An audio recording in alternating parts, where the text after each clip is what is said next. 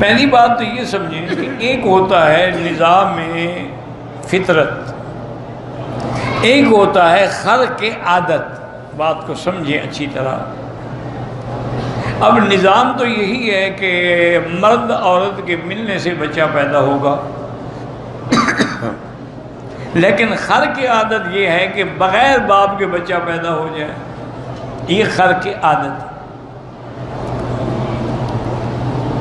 اب فطرت یہی ہے کہ اونٹنی سے اونٹنی پیدا ہوگی، لیکن اونٹنی پتھر سے پیدا ہو جائے تو یہ خلق عادت ہے۔ لیکن اگر یہ خلق عادات جو ہیں انبیاء کے ہاتھ پہ اللہ ظاہر فرمائیں تو وہ معجزہ ہے۔ اگر اللہ کسی ولی کے ہاتھ پہ یا ولیہ کے ہاتھ پہ ظاہر فرمائیں تو وہ کرامت ہے۔ تو معجزات جو ہیں وہ بھی برحق ہیں اور ان کا منکر کافر ہے، اسی طرح کرامات اولیاء بھی برحق ہیں اور ان کا منکر بھی کافر ہے۔ لیکن یہ دونوں چیزیں جو ہیں حکم خدا بندی سے ہوتی ہیں، یعنی اللہ چاہیں گے تو معجزہ ظاہر ہوگا، اللہ اگر نہ چاہیں تو معجزہ ظاہر نہیں ہوگا۔ اسی طرح اگر اللہ تبارک و تعالیٰ چاہیں گے تو ولی کے ہاتھ پہ کرامت ظاہر فرما دیں گے، یعنی فعل اللہ کا ہوگا، ظاہر ولی کے ہاتھ پہ ہوگا۔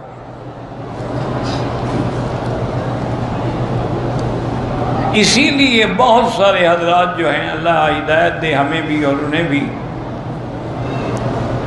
تو وہ جب کتابوں میں ایسے ایسے واقعات پڑھتے ہیں نا، وہ کہتے ہیں دیکھو جی انہوں نے تو پتہ نہیں نعوذ باللہ ایسی باتیں لکھ دی ہیں کہ اولیاء اللہ کے بارے میں کہ ان سے یہ ہوا یہ ہوا یہ ہوا۔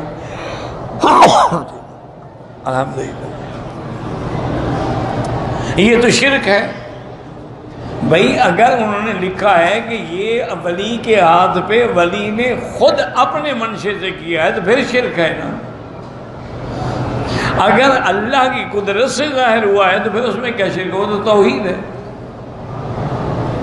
اس لیے یہ سمجھنے کے اندر بھی بڑے مغالطے لگتے ہیں، اور آدمی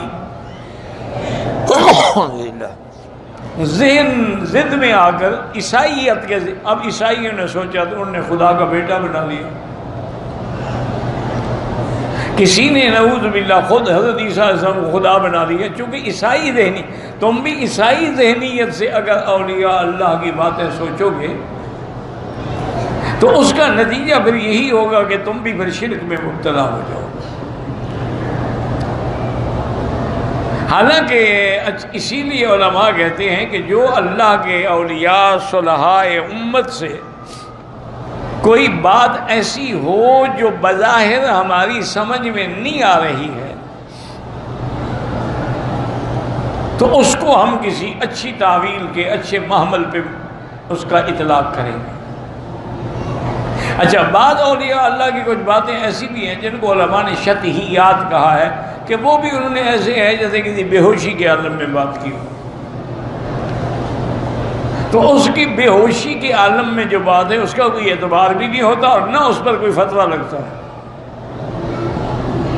اب دیکھیں نا، صحیح حدیث میں ہے کہ ایک آدمی سفر کر رہا تھا، اس کے تمام اسباب، تمام کھانا پینا پانی سب اونٹنی پر لدا ہوا تھا، اس نے اونٹنی کو ایک درخت کی ٹہنی سے باندھا اور خود لیٹ گیا۔ جب آنکھ کھلی دیکھا تو اونٹنی غائب ہے، اس نے رسی توڑائی اور اونٹنی چلی گئی۔ اب وہ بیچارہ پریشان کہ اب میں کیا کروں، اور نے سوچا کہ اب اگر میں پیچھے بھاگتا ہوں تو میں اونٹنی کو پکڑ تو نہیں سکوں گا، بس اب موت کا انتظار کرتے ہیں، پھر اسی درخت کے نیچے سو جاتے۔ وہ درخت کے نیچے سو گیا اور اللہ سے دعائیں مانگتا رہا، نیند آ گئی، آنکھ کھلی دیکھا تو اونٹنی کھڑی ہوئی ہے۔ اب وہ اسی نیند میں اور خوشی میں کہنے لگا انت عبدی وانا ربک، تم میرے بندے ہو میں تمہارا خدا ہوں۔ حالانکہ کہنا تو یہ تھا کہ انت ربی وانا عبدک، لیکن وہ بیچارہ خوشی سے بھول کے سکر میں یہ بات کہہ گیا تو اس پہ کوئی فتویٰ تو نہیں لگے گا۔ تو اگر اسی طرح اولیاء اللہ کی کچھ باتیں ایسی ہیں جو بظاہر ہمیں شریعت کے موافق نظر نہیں آتی، تو ان کو علماء کہتے ہیں کہ وہ شدہیات ہوتے ہیں، اور ان کو ہم اسی پہ محمول کریں گے جیسے کوئی سکر میں یا نیند کی عالم میں کوئی بات کہہ دے، تو نیند کی عالم میں جو بات ہوتی ہے اس پر وہ کوئی حکم تو نہیں لگتا نا۔ اب اگر خدا نہ خواستہ نیند میں کسی آدمی نے کسی لڑکی سے زنا کیا ہے تو کیا اس پر حد جاری ہوگی؟ کیوں؟ وہ تو نیند کا مسئلہ ہے۔ ان پر بھی ایک قسم کی وہ ایک سکر طاری ہو جاتا ہے، اس پہ وہ ایسی باتیں کہہ بیٹھتی ہیں۔ تو اس صورت کے اندر اللہ تبارک و تعالیٰ نے سیدہ مریم جو والدہ ہیں حضرت عیسیٰ علیہ السلام کی، ان کے بارے میں بڑی تفصیل سے ذکر فرمایا ہے، بلکہ سورت کا نام بھی سورت مریم، اور حضرت عیسیٰ علیہ السلام کی ولادت کے مسئلے کو اللہ نے قرآن میں بڑی تفصیل سے بیان کیا۔ یعنی اس سے پہلے بی بی مریم کی والدہ کا ذکر شروع ہوا، وَإِذْ قَالَتِ امْرَأَتُ عِمْرَانَ رَبِّ إِنِّي نَذَرْتُ لَكَ مَا فِي بَطْنِي مُحَرَّرًا۔ اس نے منت مانی تھی کہ یا اللہ، میں منت مانتی ہوں میرے پیٹ میں جو بچہ ہے وہ میں تیرے راستے میں اس کو خدمت میں لگاؤں گی۔ تو اگر اللہ کی منت مانی جائے، اللہ کے نام سے منت مانی جائے تو وہ جائز ہوتا ہے، غیر اللہ کی منت ماننا جو ہے وہ شرک ہے۔ اب اللہ کی شان یہ ہے کہ جب وہ بچہ پیدا ہوا تو وہ تو لڑکی تھی، تو اب بھی کہنے لگی کہ یا اللہ آپ جانتے ہیں کہ وہ لڑکی ہے، بہرحال میں پھر بھی اس کو آپ کے راستے میں وقف کروں گی۔ پھر اللہ نے اس کی کفالت کا بھی قصہ ذکر فرمایا، کہ پھر قرآن اندازی کا بھی ذکر فرمایا، پھر وہ قرآن حضرت زکریا کے نام نکلا اس کا بھی ذکر فرمایا، اور وہ بی مریم کو اپنی کفالت میں لے کے اپنے گھر میں لے آئے۔ تو ایک دن سیدنا زکریا علیہ السلام داخل ہوئے تو دیکھا کہ بی بی مریم کے کمرے میں تو مختلف قسم کے تازہ تازہ پھل ہیں جس کی موسم بھی نہیں اور وہاں ملتے بھی نہیں۔ تو حیران ہو گئے، دروازہ بند ہے، کھڑکی کوئی نہیں،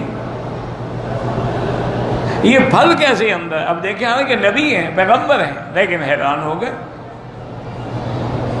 حیرانی میں پوچھنے لگے، قال یا مریم انا لک ھذا قالت هو من عند اللہ ان اللہ یرزق من یشاء بغیر حساب۔ ہم سمجھے بی بی مریم یہ پھل کہاں سے آ گئے؟ انہوں نے کہا اللہ کے بندے اللہ کی طرف سے آئے، اور کہاں سے آ گئے؟ اور اللہ جب چاہیں تو بغیر حساب کے دے سکتے ہیں، بغیر موسم کے بھی دے سکتے ہیں، اللہ تو قادر ہیں۔ اب دیکھیں بی بی مریم کے ہاتھ میں یہ نہیں ہے، اللہ نے دی، اسی لیے انہوں نے کہا کہ یہ اللہ کی طرف سے۔ تو اظہار کرامت جو بھی ہوتا ہے وہ اللہ کی طرف سے ولی کے ہاتھ پہ ہوتا ہے۔